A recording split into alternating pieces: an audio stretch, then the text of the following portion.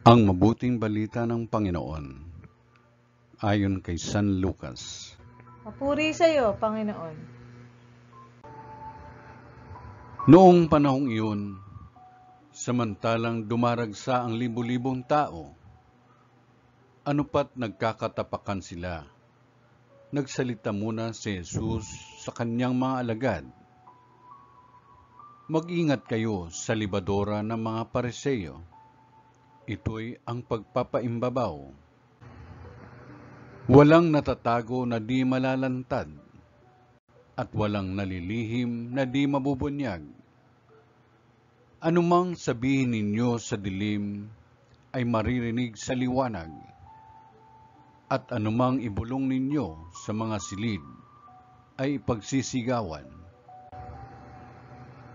Sinabi ko sa inyo, mga kaibigan, huwag ninyong katakutan ang mga pumapatay ng katawan, at pagkatapos ay wala nang magagawa pa. Sasabihin ko sa inyo kung sino ang dapat ninyong katakutan. Katakutan ninyo yaong pagkatapos na pumatay ay may kapangyarihan pang magbulid sa impyerno.